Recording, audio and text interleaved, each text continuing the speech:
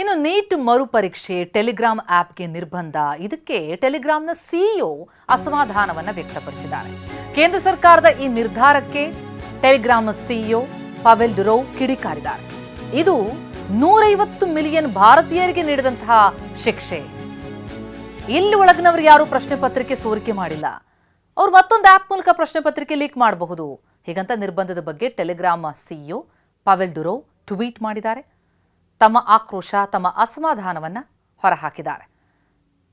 ಪರೀಕ್ಷೆ ಮುಕ್ತಾಯ ಆಗೋವರೆಗೂ ಕೂಡ ಟೆಲಿಗ್ರಾಮ್ ಆ್ಯಪ್ಗೇನು ನಿರ್ಬಂಧ ಹೇರಲಾಗಿದೆ. ಯಾಕಂದರೆ ಕಳೆದ ಬಾರಿ ನೀಟ್ ಪರೀಕ್ಷೆಯಲ್ಲೇನು ಪ್ರಶ್ನೆ ಪತ್ರಿಕೆ ಸೋರಿಕೆಯಾಗಿತ್ತು, ಅದು ಈ ಟೆಲಿಗ್ರಾಮ್ ಆ್ಯಪ್ ಮೂಲಕವೇ ಸೋರಿಕೆಯಾಗಿತ್ತು. ಆ ಹಿನ್ನೆಲೆಯಲ್ಲಿ ಮುಂಜಾಗ್ರತಾ ಕ್ರಮವಾಗಿ ಕೇಂದ್ರ ಇಂಥದ್ದೊಂದು ನಿರ್ಧಾರಕ್ಕೆ ಬಂದಿದೆ. NTA ಇದನ್ನು ಸ್ವಾಗತಿಸಿದೆ.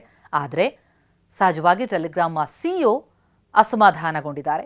ಜೊತೆಗೆ ಇದ್ಯಾವ ರೀತಿಯಾದಂತಹ ವ್ಯವಸ್ಥೆ, ಮತ್ತೊಂದು ಆ್ಯಪ್ ಮೂಲಕ ಪ್ರಶ್ನೆ ಪತ್ರಿಕೆ ಲೀಕ್ ಮಾಡಬಹುದಲ್ವಾ ಅಂತ ಅಸಮಾಧಾನ ವ್ಯಕ್ತಪಡಿಸಿದ್ದಾರೆ. ಅಷ್ಟೇ ಅಲ್ಲ, ಈ ಬ್ಯಾನ್ ಪ್ರಶ್ನಿಸಿ ಕೋರ್ಟ್ ಮೆಟ್ಟಿಲೇರಿದ್ದಾರೆ. ಸರ್ಕಾರದ ನಿರ್ಧಾರ ಪ್ರಶ್ನಿಸಿ ದೆಹಲಿ ಹೈಕೋರ್ಟ್ಗೆ ಅರ್ಜಿ. ಆ ಅರ್ಜಿ ವಿಚಾರಣೆ ಇವತ್ತು ಮಧ್ಯಾಹ್ನ ದೆಹಲಿ ಹೈಕೋರ್ಟ್ನಲ್ಲಿ ನಡೆಯುತ್ತೆ.